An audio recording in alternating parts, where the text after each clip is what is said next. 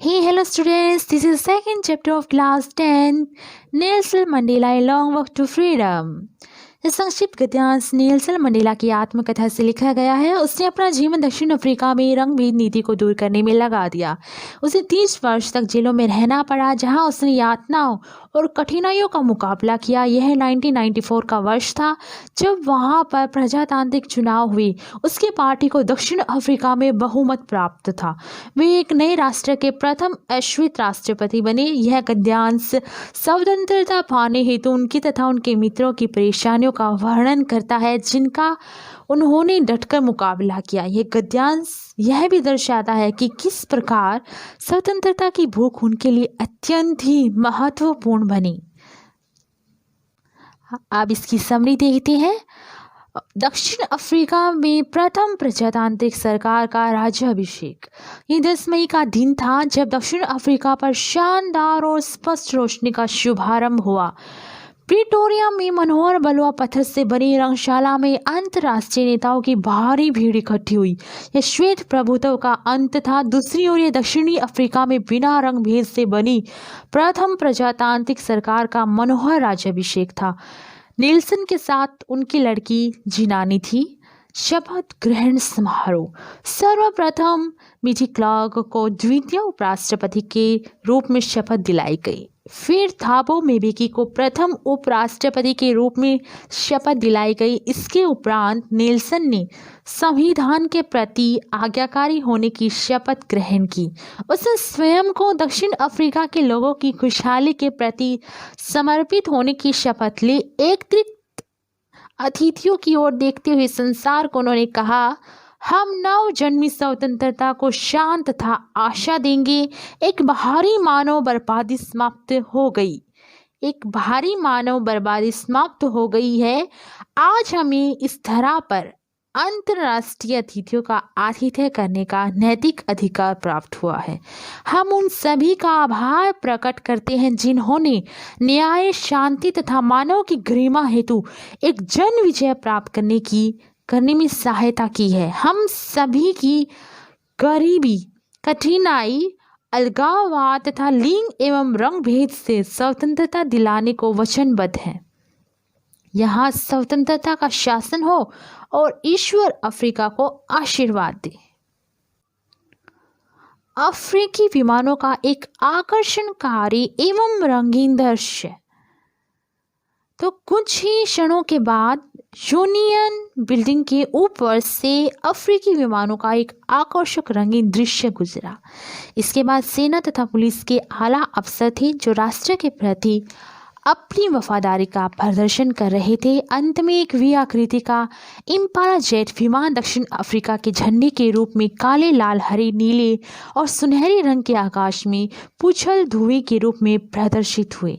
2 राष्ट्रीय गान गाए गए और नेल्सन को वह समय याद आया जब 20वीं शताब्दी के प्रथम दशक में एक समझौता दक्षिण अफ्रीका के लोगों के मध्य अपने सभी अंतर दूर करने संबंधी था। यह काले रंग के लोगों के विरुद्ध एक रंग भेद प्रभुत्व वाली प्रणाली थी। यह एक अत्यंत ही अमानवीय प्रणाली थी। नेल्सन ने बताया कि उसने इस प्रणाली को उलट दिया है। लोगों के अधिकारों और स्वतंत्रता को उचित सम्मान दिया गया है। उसने उन हजारों लोगों के प्रति आभार एवं दुख प्रकट किया जिन्होंने इस देश के लिए अपनी जान कुर्बान करती है। रंग भेद की नीति एक गहरा जख्म। नेल्सन ने कहा कि रंग भेद की नीति ने गहरा जख्म पैदा कर दिया है।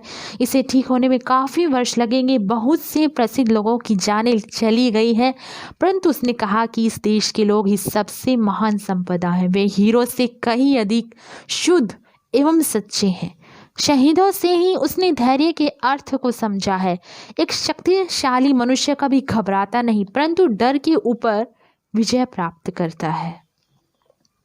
कोई भी मनुष्य जन्म से दूसरे के प्रति घृणा के लिए नहीं है और लोगों को घृणा करनी सीखनी चाहिए। अगर वे घृणा करनी सीखते हैं तो उन्हें प्यार करना भी सिखाया जा सकता है।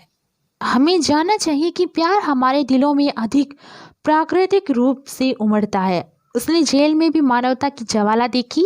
हमें यह जानना चाहिए कि मनुष्य की भलाई ही एक ज्वाला है जो कभी भी बुझती नहीं है। मनुष्य के 2 नैतिक बंधन जीवन में प्रत्येक मनुष्य के दो नैतिक बंधन हैं। प्रथम नैतिक बंधन में उससे अपने परिवार, माता पिता, पत्नी और बच्चों के प्रति कार्य करने का है। दूसरे बंधन से उसे अपने लोगों, समुदाय और देश के प्रति कार्य करने से है। इस समाज में प्रत्येक व्यक्ति अपनी योग्यता के अनुसार इन बंधनों को पूरा कर सकता है, परंतु दक्षिण अफ्रीका में यह पूरा करना रंग भेद नीति तथा अन्य अंतरों के कारण असंभव है। नेल्सन ने कहा, इन नैतिक बंधनों को पूरा करने में मुझे इन चीज़ों से रोका गया। ठीक है, और क्या था?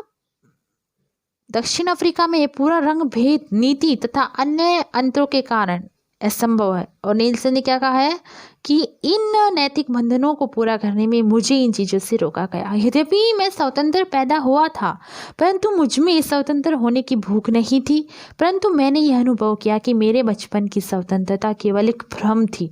मैं विद्यार्थी के रूप में स्वयं के लिए स्वतंत्रता चाहता था। मैं नवयुवक के रूप में मौलिक तथा सम्मानित स्वतंत्रता की कामना करता था, ताकि मैं जीवन यापन करके जीवन व्यतीत कर सकूं।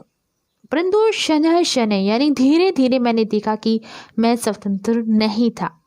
अफ्रीकी राष्ट्रीय कांग्रेस में सम्मिलित होना। नेल्सन ने कहा, मैंने अनुभव किया कि सभी लोगों की स्वतंत्रता बंधक बनी हुई थी।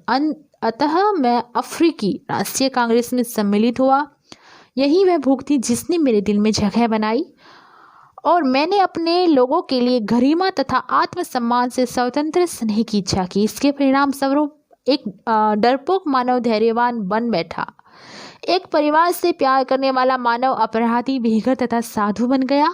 मैं केवल सीमित स्वतंत्रता का भी आनंद नहीं ले पाया। मैंने समझा कि मेरे लोग यानी जाति स्वतंत्र नहीं है, वे गुलामी की जंजीरों से जकड़े हुए हैं और उन्हीं की जंजीरें मुझे बांधती हैं। मैं जान गया कि उत्पीड़ित को स्वतंत्र किया जाना चाहिए। एक मनुष्य जो दूसरे मनुष्य की स्वतंत्रता को छीन लेता है, वह घृणा रूपी कैद खाने में कैद है। वह घृणा तथा संकुचित विचारधारा सलाखों के पीछे ताले में बंद है। अतः अगर मैं दूसरे की स्वतंत्रता छीनता हूं तो मैं स्वतंत्र नहीं हूं। यह एक वास्तविकता है कि हम स्वतंत्रता छीनकर उनसे उनकी मानवता को लूट रहे हैं।